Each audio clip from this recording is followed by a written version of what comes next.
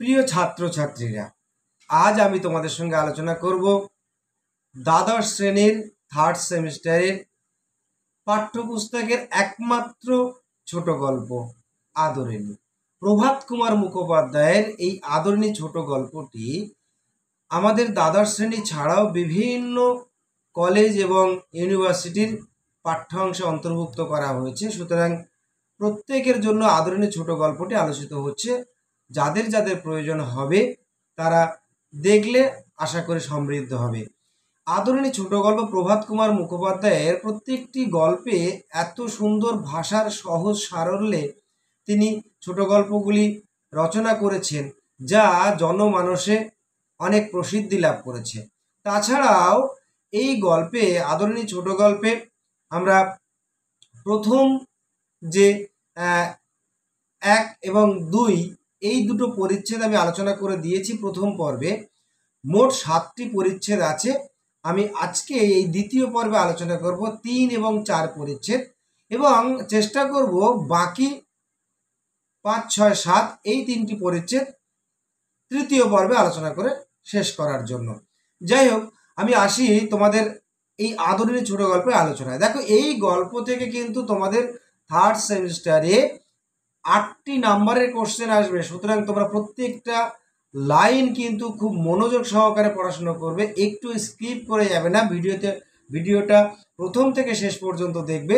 এবং তোমাদের প্রথমে একটি অনুরোধ করব, প্রাঙ্গণ কথা চ্যানেলে যদি নতুন হয়ে থাকো তাহলে চ্যানেলটিকে প্লিজ সাবস্ক্রাইব করে দিয়ে পাশের বেল আইকনটি প্রেস করতে একেবারে ভুলো না।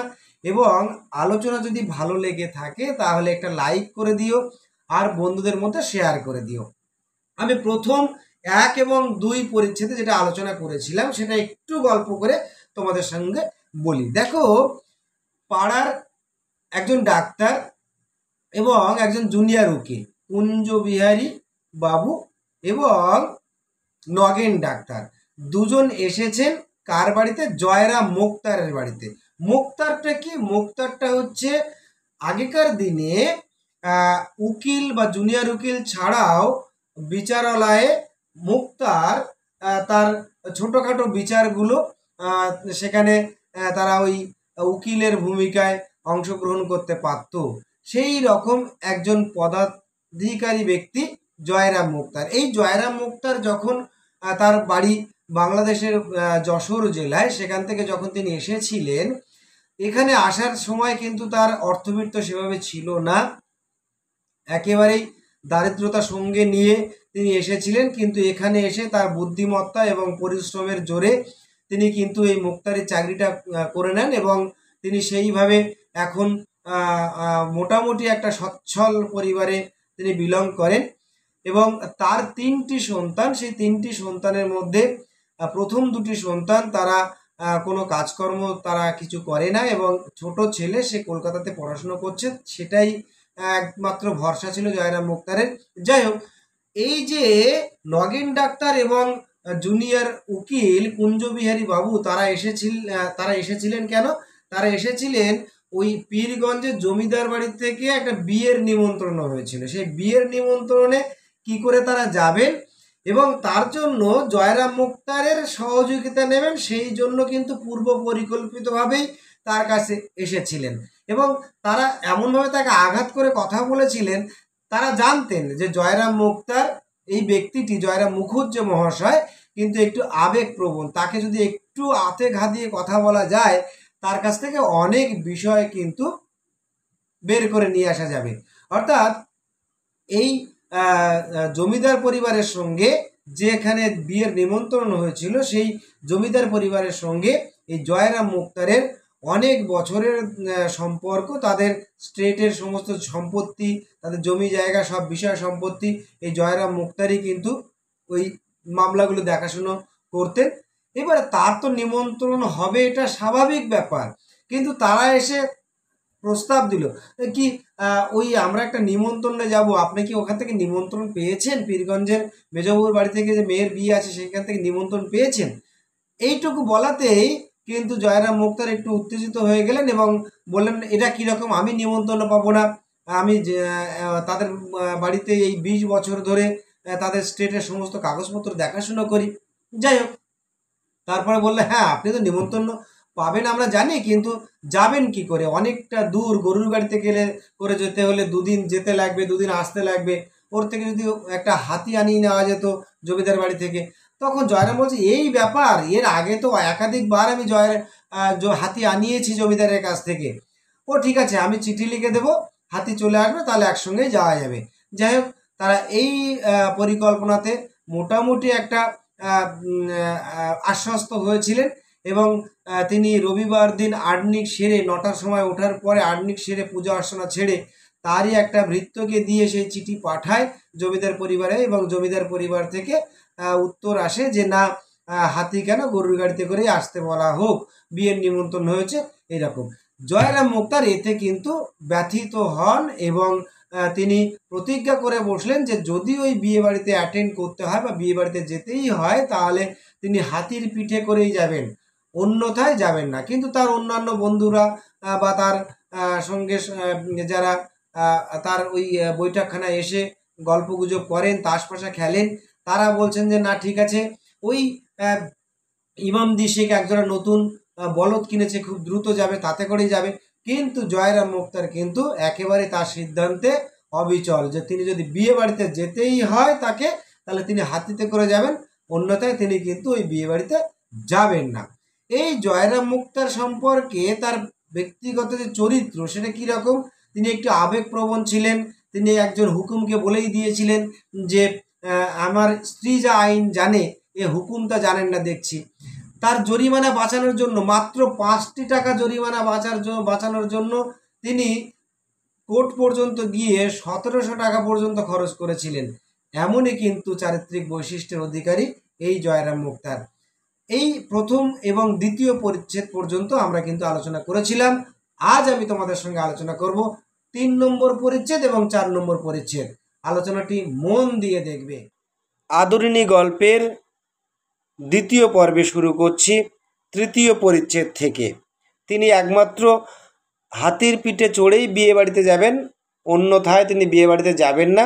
তাই তার হাতি কেনার তাগিদ দেখা দিয়েছিল। সেই তাগিদ থেকেই 3য় পরিচ্ছেদ শুরু হচ্ছে। শহর হইতে 2-3 ক্রোশের মধ্যে 2-3 জন জমিদারের হস্তি ছিল। তাহলে শহর থেকে 2-3 ক্রোশ, 1 ক্রোশ সমান সমান ওই 1 মাইলের প্রায় কাছাকাছি, অর্থাৎ 1.1 মাইল এইরকম একটি দূরত্ব, বা যদি কিলোমিটারে বলো তাহলে 1.8 কিলোমিটার বোঝায়, সমান সমান 1 ক্রোশ। 2-3 জন জমিদার ছিল, তাদের হস্তি ছিল, মানে হাতি ছিল। সেই রাতেই জয়রাম তৎস্থানে লোক পাঠাইয়া দিলেন, সেখানে লোক পাঠিয়ে দিলেন ওই সেই রাত্রিবেলায়, সেই জায়গায় যাদের যাদের কাছে হাতি ছিল। যদি কেউ হস্তি বিক্রয় করে তবে কিনিবেন। রাত্রি 2 প্রহরের সময় একজন ফিরিয়া আসিয়া বলিল, বীরপুরের উমাচরণ লাহিড়ীর একটি মাদি হাতি আছে, এখনও বাচ্চা, বিক্রি করবে, কিন্তু বিস্তার দাম চায়।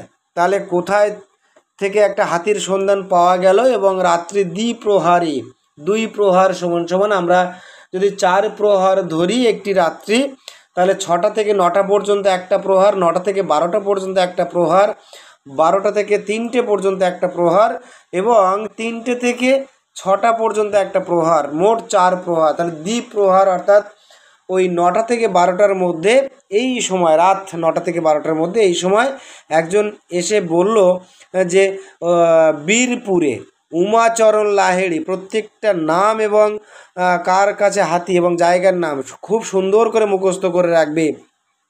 কি হাতি আছে? মাদি হাতি আছে, মেয়ে হাতি আছে, এখনও বাচ্চা, অর্থাৎ খুব একটা বড় নয়, সেটা বিক্রি করবে, কিন্তু বিস্তার দাম চায়, অনেক দাম চায়। বলছেন কত? 2000 টাকা। খুব বাচ্চা? না, শাওয়ারি নিতে পারবে। অর্থাৎ খুব বাচ্চা কিনা সেটাও জানতে চাইলেন জয়রাম মুক্তার, কিন্তু তার উত্তরে যে হাতি এটার সন্ধান নিয়ে এসেছিল, সে বলল যে না, শাওয়ারি অর্থাৎ যাত্রী সে বহন করতে পারবে, খুব বাচ্চা নয় আর কি। কুচ পরোয়া নেই, মানে কোনো অসুবিধা নেই, তাই কিনবো। এখনই তুমি যাও, কাল সকালেই যেন হাতি আসে। লাহিড়ী মহাশয়কে আমার নমস্কার জানিয়ে বলো হাতির সঙ্গে যেন কোনো বিশ্বাসী কর্মচারী পাঠিয়ে দেন, হাতি দিয়ে টাকা নিয়ে যাবে। তাহলে তিনি ওই রাত্রিবেলায় তাকে আবার সেই উমাচরণ লাহিড়ির বাড়িতে পাঠিয়ে দিলেন এবং বললেন যে লাহিড়ি মশাইকে আমার প্রণাম জানিও এবং জানিয়ে বলো যে কাল সকালেই যেন আমার বাড়িতে হাতিটা দিয়ে যায় এবং তার সঙ্গে যেন একটি বিশ্বস্ত লোক দিয়ে পাঠায়, সে হাতি দিয়ে যাবে আর টাকা নিয়ে যাবে। পরদিন বেলা 7টার সময় হস্তিনী আসিল। তাহলে কটার সময় বাড়িতে হস্তিনী আসিল? ওই জয়রাম মুক্তারের বাড়িতে 7টার সময়।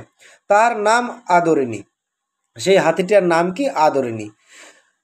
লাহিড়ি মহাশয়ের কর্মচারী রীতিমতো স্ট্যাম্প কাগজে রসিদ লিখিয়া দিয়া 2000 টাকা লইয়া প্রস্থান করিল।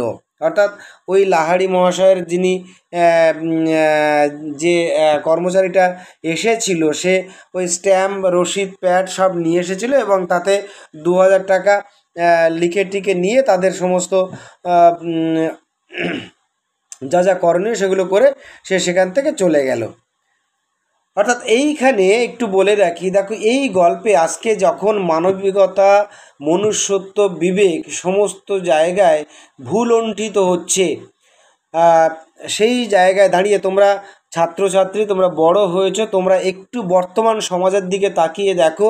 বর্তমানে তোমরা যে পাড়াতে বসবাস করো সেই পাড়াতে তাকাও, আমাদের সমস্ত জায়গায় তোমরা একটু তাকিয়ে দেখো। মানসিকতা, মনুষ্যত্ব, বিবেক এগুলো কিন্তু যথারীতি ভুলণ্ঠিত, পদদলিত। কিন্তু সেই জায়গাতে দাঁড়িয়ে প্রভাত কুমার মুখোপাধ্যায় এই গল্পে তিনি মানবিকতার একটি অন্যরকম মাত্রা কিন্তু এখানে তৈরি করেছেন। হ্যাঁ, একটি হাতির সঙ্গে একটি হাতিকে কতটা যত্ন করা যায়, কতটা ভালোবাসা যায়, স্নেহ করা যায়, তা কিন্তু এই গল্পে ফুটিয়ে তুলেছেন তিনি। পরের থেকে দেখো, বাড়িতে হাতি আসিবা মাত্র পাড়ায় তাবৎ বালক বালিকা আসিয়া বৈঠকখানার উঠোনে ভিড় করিয়া দাঁড়াইল। তাহলে বাড়িতে যখনই হাতি আসলো, ওই বৈঠকখানায় তাবৎ অর্থাৎ বাড়ির আশেপাশে পাড়ার যত বালক আছে, বালিকা আছে, সব কিন্তু সেখানে হাতি দেখার জন্য এলো। অর্থাৎ তখনকার একটা কথায় আছে না, হাতি পোষা, অর্থাৎ হাতি যে পোষে তার একটা কিন্তু আভিজাত্য আলাদা থাকে এবং সেই জন্য সবাই কিন্তু তার বাড়ির সামনে এসে ভিড় করলো, বৈঠকখানার সামনে এসে ভিড় করলো। 2-1 অশিষ্ট বালক সুর করিয়া বলিতে লাগিল, হাতি তোর গোদা পায় নাতি। অশিষ্ট বালক অর্থাৎ একটু দুষ্টু গোছের, বদমায়েশ গোছের বালক, তারা ওই রকম সুর করে করে বলতে শুরু করলো। বাড়ির বালকেরা ইহাতে অত্যন্ত ক্রুদ্ধ হইয়া উঠিল এবং অপমান করিয়া তাহাদিয়াকে বহিষ্কৃত করিয়া দিল। আর ওই জয়রাম মুক্তারের বাড়ির যে সমস্ত বালকেরা ছিল তারা কিন্তু এতে রেগে গেল এবং যে সমস্ত বালকেরা ওই অশিষ্ট বালকেরা, দুষ্টু বালকেরা ওই সমস্ত কথা বলছিল, হাতি তোর গোদা পায় নাতি, তাদেরকে বের করে দিল। হস্তিনী গিয়া অন্তঃপুর দ্বারের নিকট দাঁড়াইল। আর হাতিটা গিয়ে কোথায় দাঁড়ালো? অন্তঃপুর দ্বারের নিকট দাঁড়াইল। মুখুজ্জ মহাশয় বিপত্নিক, অর্থাৎ মুখুজ্জ মহাশয়ের পত্নী বেঁচে ছিলেন না তখন।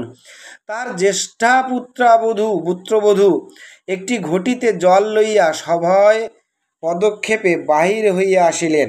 তার বড় ছেলের বউ, জ্যেষ্ঠ পুত্রবধূ, ভয়ে ভয়ে সভয়ে একটি ঘটিতে জল নিয়ে সে বেরিয়ে এলো। কম্পিত হস্তে তাহার পদ চতুষ্টয়ে সেই জল একটু একটু করিয়া ঢালিয়া দিলেন। তাহলে হাতিকে বরণ করতে হবে, কাঁপা কাঁপা হাতে সেই যে ঘটিতে জল নিয়ে এসেছিল সেই জলটা ভয়ে ভয়ে ওই হাতির 4 পায়ে ঢেলে দিল। পদ চতুষ্টয়ে অর্থাৎ 4 পায়ে ঢেলে দিল। মাউতের ইঙ্গিত অনুসারে আদরিণী তখন জানু পাতিয়া বসিল। মাউতকে হাতির চালক, সে ইঙ্গিত করলো হাতিকে এবং হাতি তখন হাঁটু গেড়ে বসলো। বড়বধূ তৈল ও সিঁদুরে তাহার ললাট রাঙা করিয়া দিলেন। অর্থাৎ বড় বউ তার ললাট সিঁদুর এবং তেল দিয়ে লাল করে দিল, অর্থাৎ তাকে হাতিকে বাড়িতে বরণ করে তুলছে বাড়ির বড় বউ, অর্থাৎ জয়রাম মুখুজ্জের পুত্রবধূ। ঘন ঘন শঙ্খধ্বনি হইতে লাগিল, আবার দাঁড়াইয়া উঠিল। একটা ধামা ভরিয়া আলো, চাল, কলা ও অন্যান্য মাঙ্গল্য দ্রব্য তাহার সম্মুখে রক্ষিত হইল। সুর দিয়া তুলিয়া তুলিয়া কতক সে খাইল, অধিকাংশ ছিটাইয়া দিল। তাহলে ঘন ঘন শঙ্করধ্বনি হতে লাগলো এবং আবার সে উঠেও দাঁড়ালো এবং তার সামনে কি রাখা হলো, একটা ধামায় ভরিয়া আলো, চাল, কলা ও অন্যান্য মাঙ্গল্য দ্রব্য। তার ধামায় কি কি রাখা হয়েছিল? আলো, চাল, কলা এবং অন্যান্য মাঙ্গল্য দ্রব্য তার সামনে রাখা হলো। সে কি দিয়ে তুলে তুলে খেয়েছিল? সুর দিয়ে। এবং সে কি করেছিল? অর্ধেকটা খেলো এবং অধিকাংশ সে ছিটিয়ে দিল, অর্থাৎ সে ছড়িয়ে দিল।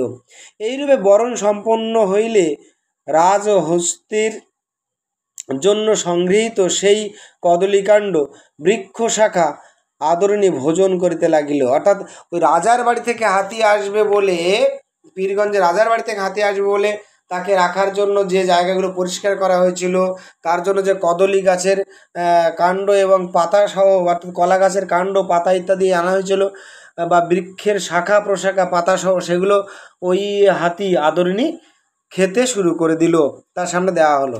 নিমন্ত্রণ রক্ষা করিয়া পীরগঞ্জ হইতে ফিরিবার পরদিন বিকালেই মহারাজ নরেশ চন্দ্রের সহিত মুখোপাধ্যায় মহাশয় সাক্ষাৎ করিতে গেলেন। অর্থাৎ সেই নিমন্ত্রণে গেলেন হাতি চড়ে এবং সেখান থেকে ফিরবার পরে তিনি নরেশ চন্দ্রের সঙ্গে, অর্থাৎ সেই রাজার সঙ্গে দেখা করতে গেলেন। বলা বাহুল্য, তিনি কিন্তু ওই জয়রাম মুখুজ্জে কিন্তু নরেশ চন্দ্রের সঙ্গে দেখা করার সময় ওই হাতি পিঠে চড়েই কিন্তু গিয়েছিলেন। মহারাজের দ্বিতল বৈঠকখানার নিম্নে বিস্তৃত প্রাঙ্গণ। তাহলে মহারাজের বৈঠকখানাটা কেমন? দ্বিতল, 2 তলা বিশিষ্ট। প্রাঙ্গণের অপর প্রান্তে হস্তি প্রবেশের সিংহদ্বার, আর প্রাঙ্গণের অন্য প্রান্তে আছে হাতি প্রবেশ করার সিংহদ্বার আছে। বৈঠকখানায় বসিয়া সমস্ত প্রাঙ্গণ সিংহদ্বারের বাইরেও অনেক দূর অবধি মহারাজের দৃষ্টিগোচর হইয়া থাকে এবং সেই বৈঠকখানাটার এমন করে বানানো ছিল যে সেই বৈঠকখানায় বসে প্রাঙ্গণ এবং সিংহদ্বারের বাইরে অনেক দূর পর্যন্ত দেখা যেত। রাজ সমীপে উপনীত হইলে মুখোপাধ্যায় মহাশয় তাকে আশীর্বাদ করিয়া আসন গ্রহণ করিলেন। তার রাজার সম্মুখে, অর্থাৎ নরেশচন্দ্রের সামনে গেলেন মুখোপাধ্যায় মহাশয়, গিয়ে তাকে একটু আশীর্বাদ করেন। যেহেতু বয়সে অনেক ছোট, তো তাই মুখোপাধ্যায় মহাশয়, অর্থাৎ মুখোপাধ্যায় মহাশয় কে এখানে? জয়রাম মুক্তার বা মুখুজ্জে মহাশয়, তাকে একটু আশীর্বাদ করলেন, অর্থাৎ নরেশচন্দ্রকে একটু আশীর্বাদ করলেন, করে সেখানে আসন গ্রহণ করলেন। মকদ্দমা ও বিষয় সংক্রান্ত 2-4 কথার পর মহারাজ জিজ্ঞাসা করলেন, অর্থাৎ নরেশচন্দ্র জিজ্ঞাসা করলেন যে মুখুজ্জে মশাই, ওই হাতিটি কার? ওই যে মুখুজ্জে মশাই হাতিটি চেপে গিয়েছিলেন, তাই তার কাছে ওই নরেশচন্দ্র জিজ্ঞাসা করলেন যে ওই হাতিটি কার? মুখুজ্জে মশাই বিনীতভাবে বলিলেন, আজ্ঞে হুজুর, বাহাদুরের এই হাতি। অর্থাৎ তিনি বলতে চাইলেন যে হ্যাঁ, আপনারই তো হাতি, অর্থাৎ নরেশচন্দ্র মহাশয়কে উদ্দেশ্য করেই তিনি বলতে চাইলেন। মহারাজ বিস্মিত হইয়া বলিলেন, অর্থাৎ নরেশচন্দ্র বিস্মিত হয়ে গেছে, আমার হাতি? কই, ও হাতি তো কোনো দিন আমি দেখিনি, কোথা থেকে এলো? তিনি বিস্মিত হয়ে, হাতি আমার যে কটা হাতি আছে আমি চিনি, এই হাতি তো আমি কখনো দেখিনি। তিনি বিস্মিত হয়ে গেলেন, এ কোন জায়গা থেকে এলো? আগে বীরপুরের উমাচরণ লাহিড়ীর কাছ থেকে কিনেছি।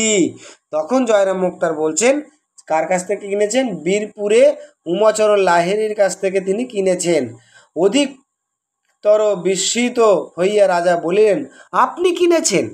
তাহলে রাজা কিন্তু এটা শোনার পরে বিস্মিত হয়ে গেল, কারণ ওই কথায় বলে হাতি পোষা বিরাট অসম্ভব ব্যাপার বলে মনে হয়, তাই। আগে হ্যাঁ, তবে বললেন আমার হাতি। তখন বিনয় কিংবা শ্লেষ সূচক, একটু ব্যঙ্গাত্মকভাবে কিংবা বিনয়ের সঙ্গে, ঠিক বোঝা গেল না, ওই জয়রাম মুক্তার কিন্তু রাজাকে কিছু বললেন। কি বললেন? একটু মৃদু হাস্য করিয়া জয়রাম বলিলেন, যখন হুজুর বাহাদুরের দ্বারাই প্রতিপালিত হচ্ছি আমি যখন আপনার, তখন ওই হাতি আপনার বই আর কার? একটু ব্যঙ্গাত্মকভাবে বললেন কিংবা একটু বিনয়ের সঙ্গে, রাজা মহাশয়ের সঙ্গে কথা বলার জন্য বিনয়ের সঙ্গে বললেন, ঠিক বোঝা গেল না। কিন্তু একটু মৃদু হাস্য করে বলেন যে তিনি তো ওই হুজুরের দ্বারাই প্রতিপালিত হচ্ছেন, সুতরাং আমার হাতি মানে তারই হাতি, এরকম বিষয়টা বোঝাতে চাইলেন। সন্ধ্যার পর গৃহে ফিরিয়া বৈঠকখানায় বসিয়া সমবেত বন্ধুমণ্ডলীর নিকট মুখোপাধ্যায় এই কাহিনী সবিস্তরে বিবৃত করিলেন। এইবারে ওই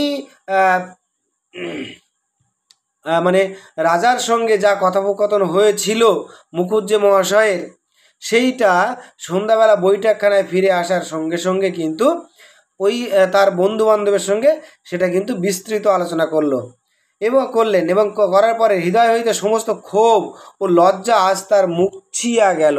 অর্থাৎ তিনি যে ওই হাতিটা পাননি বলে, নরেশচন্দ্র তাকে হাতি পাঠাননি বলে তিনি যে অপমানিত হয়েছিলেন, সেটা যেন তার ক্ষোভ, দুঃখ, জ্বালা, যন্ত্রণা যেন মুছে গেল।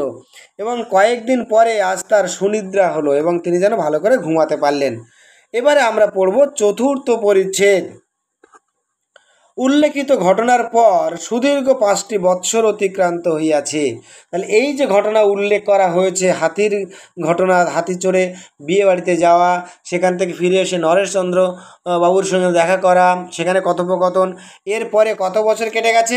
5 বছর কেটে গেছে। খুব ইম্পর্টেন্ট জায়গা কিন্তু। এই 5 বৎসরে মুক্তার মহাশয়ের অবস্থার অনেক পরিবর্তন হইয়াছে। তাহলে মুক্তার মহাশয়ের অনেক পরিবর্তন হয়েছে এই 5টি বছরে। নতুন নিয়মে পাশ করা শিক্ষিত মুক্তারের জেলাকোট ভরিয়া গিয়াছে। অর্থাৎ আধুনিক শিক্ষায় শিক্ষিত, নতুন শিক্ষায় শিক্ষিত, ইংরেজি শিক্ষায় শিক্ষিত অনেক মুক্তার মহাশয় কিন্তু জেলাকোটে ভরে গেছে। শিথিল নিয়মে আইন ব্যবসায়ীর আর কদর নেই। অর্থাৎ তিনি যেমন করে আইন ব্যবসা করে এতদিন খাচ্ছিলেন, যে শিথিল নিয়মে যেমন তেমন করে পাশ না করেই তার ওই মুক্তারি ব্যবসাটা চালাচ্ছিলেন, তার কিন্তু কদর আস্তে আস্তে কমে যেতে শুরু করলো। ক্রমে ক্রমে মুখোপাধ্যায় মহাশয়ের আয় কমিতে লাগিল। অর্থাৎ তার আয় কিন্তু আস্তে আস্তে কমে আসছে, হ্রাস পাচ্ছে। পূর্বে যত উপার্জন করিতেন এখন তার অর্ধেক হয় কিনা সন্দেহ, অথচ ব্যয় প্রতি বছর বর্ধিত হইতেছে। তার 3টি পুত্র, তাহলে আগে যা ইনকাম করতেন মুখুজ্জে মশাই, এখন কিন্তু তার অর্ধেক হয় কিনা সন্দেহ। আর তার 3টি পুত্র, প্রথম 2টি মূর্খ, তাদের অক্ষর জ্ঞান কম, নেই, বংশবৃদ্ধি ছাড়া আর কোনো কর্ম করিবার যোগ্য নহে। অর্থাৎ তারা শুধু খাওয়া জানে আর তারা ওই অলসভাবে বাড়িতে থাকে এবং তাদের যে সন্তান সন্ততি সেটা একের পর এক বেড়ে চলেছে বলে এখানে বলা হয়েছে। কনিষ্ঠ পুত্রটি কলকাতায় পড়িতেছে, সেটি যদি কালক্রমে মানুষ হয় একমাত্র ভরসা। অর্থাৎ ওই জয়রাম মুক্তার তিনি একমাত্র তাকিয়ে আছেন কার দিকে? তার ছোট ছেলে যে কলকাতায় পড়াশুনো করছে, সেই পড়াশুনো করে যে সে যদি কিছু করতে পারে, সেই অপেক্ষাতেই কিন্তু জয়রাম মুক্তার ভরসা করে আছে। ব্যবসায় প্রতি মুখোপাধ্যায়ের আর অনুরাগ নেই। অর্থাৎ যে এই মুক্তারি ব্যবসার প্রতি তার আর সেই ভালোবাসা নেই, বড় বিরক্ত হইয়া উঠিয়াছেন। ছোকরা মুক্তারগণ যাহাদিগাকে একটা সময় উলঙ্গ অবস্থায় পথে খেলা করিতে দেখিয়াছেন, তাহারা এখন সামলা মাথায় দিয়া তার প্রতিপক্ষে দাঁড়াইয়া চোখ মুখ ঘুরাইয়া ফরফর করিয়া ইংরেজিতে হাকিমকে কি বলিতে থাকে, তিনি কিছুই বুঝিতে পারেন না। অর্থাৎ এই মুক্তার মহাশয় যখন মুক্তারি কাজ শুরু করেছিলেন, পাড়ায় যে সমস্ত বালকেরা যারা উলঙ্গ অবস্থায়, অর্থাৎ ছোটোবেলায় মানুষ জামা কাপড় কম পরে বা পরে না, সেই অবস্থায় যাদের দেখেছিল, সেই সমস্ত ছেলেরা এখন ইংরেজি শিক্ষায় শিক্ষিত হয়ে ওই হুজুরের সামনে ইংরেজিতে ফরফর করে কী সব বলছে, এই জয়রাম মুক্তার কিন্তু আর বুঝে উঠতে পারছে না। অর্থাৎ তিনি ইংরেজি জানতেন না। পার্শ্বস্থিত ইংরেজি জানা জুনিয়রকে জিজ্ঞাসা করেন, অর্থাৎ তার পাশে তার সহকারী হিসাবে যে জুনিয়র উকিল আছে তার কাছে জিজ্ঞাসা করেন যে ওই ইংরেজিতে কি বলল। জুনিয়র তর্জমা করিয়া তাহাকে বুঝাইতে বুঝাইতে অন্য প্রসঙ্গ উপস্থিত হয় এবং তারই যে সহকারী জুনিয়র ওই তর্জমা, অর্থাৎ ইংরাজিটা বাংলায় বোঝাতে বোঝাতে ওই তার প্রতিপক্ষে দাঁড়িয়ে থাকা জুনিয়র মুক্তাররা কিন্তু ইংরেজি শিক্ষিত মুক্তাররা আবার নতুন একটি প্রসঙ্গ উপস্থিত করে। মুখের জবাব মুখেই রয়ে যায়, নিষ্ফল রোষে তিনি ফুলিতে থাকেন। অর্থাৎ তিনি বাংলা অনুবাদ করে দেওয়ার পরে তিনি বুঝতে পারছেন এর প্রত্যুত্তরে কি বলতে হবে, কিন্তু বলার আগেই নতুন আরেকটা প্রসঙ্গ নিয়ে চলে আসে ওই নব্য ইংরেজি শিক্ষিত মুক্তারগণ, যাদের তিনি একটা সময় উলঙ্গ অবস্থাতে খেলতে দেখেছিলেন রাস্তার ধারে, মাঠে হাটে। তাছাড়া পূর্বে হাকিমগণ মুখুজ্জে মহাশয়কে যেরূপ শ্রদ্ধার চোখে দেখিতেন, এখনকার নব্য হাকিমগণ আর তাহা করেন না। অর্থাৎ তারও আরেকটা খারাপ লাগার জায়গা যে আগে হাকিমগণ হুজুরগণ যেমন করে মুখোপাধ্যায় মহাশয়কে দেখতেন বা শ্রদ্ধা করতেন, সেই চোখে আর কিন্তু তারা দেখে না, এখনকার হাকিমরা দেখে না।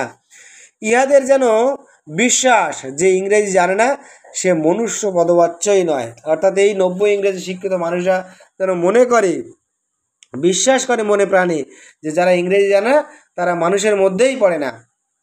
এই সকল কারণে স্থির করিয়াছেন কর্ম হইতে এখন অবসর গ্রহণ করাই শ্রেয়। তাহলে তিনি কি জন্যই স্থির করেছেন কর্ম থেকে অবসর গ্রহণ করা শ্রেয়? যে ওই ইংরেজি শিক্ষিত হুকুমেরা কিন্তু মনুষ্য পদবাচ্য বলে মনে করে না, যারা ইংরেজি জানে না তাদেরকে। তিনি যাহা সঞ্চয় করিয়াছেন তার সুদ হইতে কোনো ক্রমে সংসার যাত্রা নির্বাহ করিবেন। আবার তিনি ভেবে নিয়েছিলেন যে তিনি যা সঞ্চয় করেছেন এতদিন ধরে ধরে তার সুদ থেকেই তার সংসার যাত্রা নির্বাহ করবেন। প্রায় 60 বছর বয়স হইল, অর্থাৎ তার কত বছর বয়স হলো? 60 বছর। চিরকালই কি খাটিবেন? বিশ্রামের সময় কি হয় নাই? নিজেকে নিজে প্রশ্ন করছেন। হ্যাঁ, বড় ছেলেটি যদি মানুষ হইতো, 2 টাকা যদি রোজগার করিতে পারিত, তাহলে এতদিন কোন কালে মুখোপাধ্যায় মহাশয় অবসর লইতেন, বাড়িতে বসিয়া হরিনাম করিতেন। কিন্তু আর বেশি দিন চলে না, তথাপি আজিকালি করিয়া আরও 1 বছর কাটিল। তাহলে দেখো, এই যে অবসর নেবেন, কিন্তু তার বাধা আছে, ইনকাম কমে যাবে, তার সংসারের উপার্জন কমে যাবে, আর তিনি যা সঞ্চয় করেছেন তার সুদ দিয়ে তার জীবন জীবিকা নির্বাহ হবে কিনা সেটাও সন্দেহ।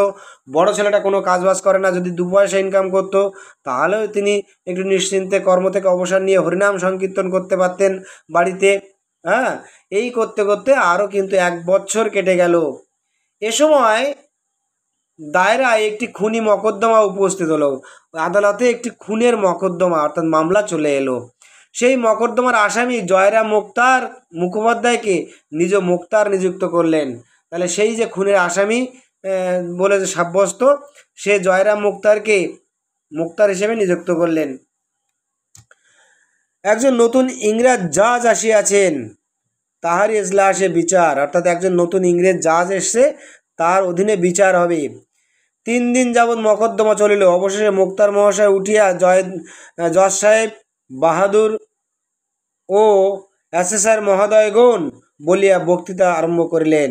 অর্থাৎ 3 দিন ধরে মকদ্দমা চলছে, অবশেষে জয়রাম মোক্তার উঠে বলছেন যে জজ সাহেব বাহাদুর ও অ্যাসেসর মহোদয়গণ, তাদেরকে সম্মান জানিয়ে, শ্রদ্ধা জানিয়ে তিনি বলছেন বলে বক্তৃতা শুরু করলেন। বক্তৃতা শেষে এসেসরগণ মুখোপাধ্যায় মহাশয়কে মক্কেলকে নির্দোষ সাব্যস্ত করলেন। তাহলে ওই তার যে জজের যারা সহকারী তারা কিন্তু ওই জয়রাম মোক্তার যিনি মক্কেল তাকে কিন্তু মানে নির্দোষ প্রমাণ করলেন। জজ সাহেবও তাহাদের অভিমত স্বীকার করিয়া আসামিকে অব্যাহতি দিলেন, এবং জজ সাহেবও ওই অ্যাসেসরগণের সিদ্ধান্ত মেনে নিলেন এবং ওই জয়রাম মোক্তারের যে মক্কেল তাকে কিন্তু নির্দোষ সাব্যস্ত করলেন। জজ সাহেবকে সেলাম করিয়া মোক্তার মহাশয় নিজ কাগজপত্র বাঁধিতেছেন। জজ সাহেবকে প্রণাম করে ওই জয়রাম মোক্তার নিজের কাগজপত্র বাঁধাছাড়া করছেন। এমন সময় জজ সাহেব পেশকারকে জিজ্ঞাসা করলেন, এই উকিলটির নাম কি? তাহলে জজ সাহেব পেশকারকে জিজ্ঞাসা করলেন যে এই উকিলটি অর্থাৎ জয়রাম যে মোক্তার সেটা কিন্তু তিনি জানতেন না, বলে এই উকিলটির নাম কি? জজ সাহেব জিজ্ঞাসা করলেন। পেশকার বলিল, উহার নাম জয়রাম মুখার্জি, উনি উকিল নহেন, মোক্তার। তাহলে ওই পেশকার কিন্তু বলে দিলেন উকিল নন, উনি মোক্তার। প্রসন্ন হাস্যের সহিত জজ সাহেব জয়রামের প্রতি চাহিয়া বলিলেন, আপনি মোক্তার? একটু অবাক হয়ে গেলেন। গিয়ে প্রসন্ন হেসে জজ সাহেব ওই মোক্তারকে বললেন, আপনি মোক্তার? জয়রাম বললেন, হ্যাঁ হুজুর, আমি আপনার তাবেদার, অর্থাৎ আপনার হুকুম পালন করা একজন আজ্ঞাবহ মাত্র। জজ সাহেব পূর্ববৎ বললেন, আপনি মোক্তার? মানে তার এখনো যেন বিশ্বাস হচ্ছে না। আমি মনে করেছিলাম আপনি উকিল, যে দক্ষতার সহিত আপনি মকদ্দমা চালাইয়াছেন। আমি ভাবিয়াছিলাম আপনি এখানকার একজন ভালো উকিল। হ্যাঁ, জজ সাহেব কিন্তু তাকে এই কথা বলছেন। এ কথাগুলি শুনিয়া মুখোপাধ্যায়ের সেই ডাগর চক্ষু দুটি জলে পূর্ণ হয়ে গেল। অর্থাৎ তিনি যে মুক্তার এবং তাকে যে উকিল ভেবে বসে আছেন একজন জজ সাহেব, নব্য ইংরেজি শিক্ষিত জজ সাহেব, তাতে কিন্তু তার ডাগর চোখ দুটো জলে ছলছল করছে, আনন্দ অশ্রু বেরিয়ে আসছে। হাত দুটি জোড় করিয়া কম্পিত কণ্ঠে বলিলেন, না হুজুর, আমি উকিল নই, আমি একজন মুক্তার মাত্র, তাও সেকালের শিথিল নিয়মের একজন মূর্খ মুক্তার। অর্থাৎ সেকালে যে যেমন তেমন করে মুক্তার নির্বাচিত হতো, সেইভাবে সেই শিথিল নিয়মের আমি একজন মুক্তার। ইংরেজি জানি না হুজুর, আপনি আজ আমার যে প্রশংসা করলেন, আমি জীবনের শেষ দিন অবধি তা ভুলিতে পারিব না। আমি ইংরেজি পত্র কিছু জানি না, আপনি যেভাবে আমাকে প্রশংসা করলেন আমি ভুলতে পারবো না। এই বুড়ো ব্রাহ্মণ আশীর্বাদ করিতেছে হুজুর হাইকোর্টের জজ হন। তাহলে এই ব্রাহ্মণ আশীর্বাদ করছে যে আপনি হাইকোর্টে যে জজ বিচারক আপনি হবেন, সেই আশীর্বাদ আমি করছি বলিয়া ঝুঁকিয়া সেলাম করিয়া মুক্তার মহাশয় ইজলাস হইতে বাহিরে আসিলেন। এই সমস্ত বলে ওই মুক্তা, জয়রাম মুক্তার ওই ইজলাস থেকে বাইরে বেরিয়ে এলেন। ইহার পর আর তিনি কাছারি যান নাই। এরপর থেকে তিনি আর ওই কোর্টে মামলা লড়তে তিনি কিন্তু আর উপস্থিত থাকেননি। তাহলে বন্ধুরা, আদরিণী গল্পের দ্বিতীয় পর্ব আমি এখানেই শেষ করছি। কমেন্টে লিখে জানাও আলোচনা কেমন লাগলো। যদি আলোচনা সত্যিই ভালো লেগে থাকে তাহলে প্রাঙ্গণ কথা চ্যানেলটিকে সাবস্ক্রাইব করে দিয়ে পাশের বেল আইকনটি প্রেস করতে একেবারে ভুলো না। বন্ধুদের মধ্যে শেয়ার করে দাও। সবাই ভালো থেকো এবং খুব খুব মন দিয়ে পড়াশোনা করো। তোমাদের কিন্তু উচ্চ মাধ্যমিকের রেজাল্ট হবে এই 3rd সেমিস্টার এবং 4th সেমিস্টার, এই দুটো সেমিস্টারের নাম্বার দিয়েই।